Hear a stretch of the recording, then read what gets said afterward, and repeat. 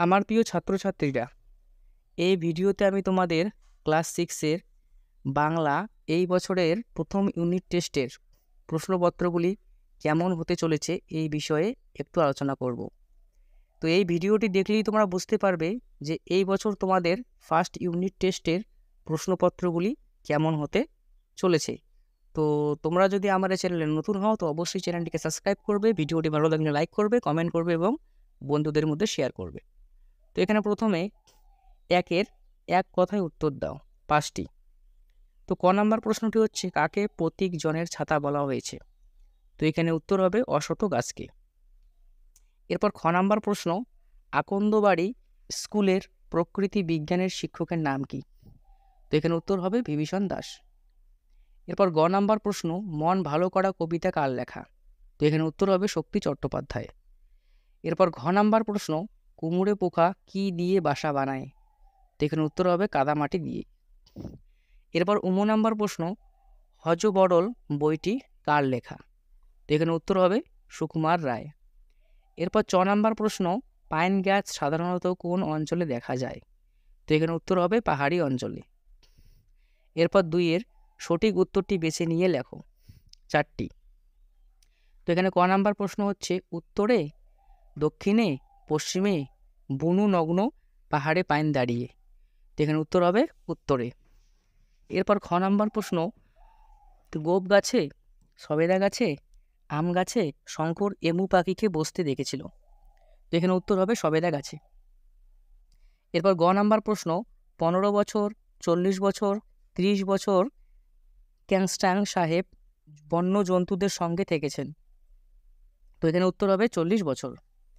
এরপর ঘ নাম্বার প্রশ্ন, গাছের তলায়, বিছানায়, নৌকায় রাখাল শুয়ে আছে। তো এখানে উত্তর হবে গাছের তলায়।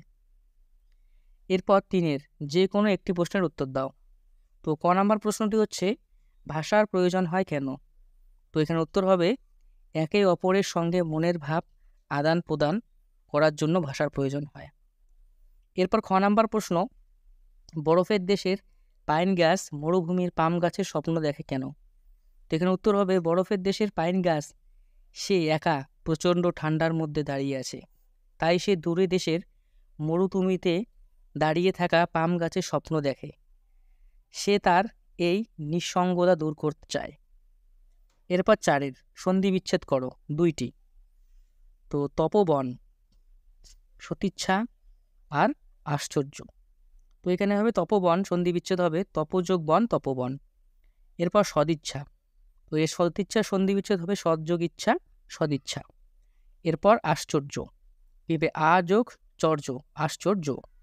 এরপর 5-এর যে কোনো একটি প্রশ্নের উত্তর দাও। মৌলিক বা সিদ্ধ শব্দ কাকে বলে? একটি উদাহরণ দাও। তো এখানে উত্তর হবে যে সব শব্দকে বিশ্লেষণ করলে আর কোনো শব্দ পাওয়া যায় না তাকে মৌলিক শব্দ বা সিদ্ধ শব্দ বলে, যেমন গোলাপ, নাক, লাল ইত্যাদি। তো এরপর খ নাম্বার প্রশ্ন হচ্ছে, পূরণবাচক শব্দ কাকে বলে? একটি উদাহরণ দাও। তো এখানে উত্তর হবে যে বিশেষণগুলি কোনো বিশেষ্যের সংখ্যাগত ক্রমিক অবস্থান প্রকাশ করে তাদের বলে পূরণবাচক শব্দ বা ক্রমবাচক শব্দ, যেমন প্রথম, দ্বিতীয়, তৃতীয় ও চতুর্থ। তো আমার প্রিয় ছাত্রছাত্রীরা, এই ছিল আজকে তোমাদের প্রথম ইউনিট টেস্টে আসা কিছু সম্ভাব্য প্রশ্ন উত্তর। তো তোমরা যদি আরও এরকম সুন্দর সুন্দর ভিডিও পেতে চাও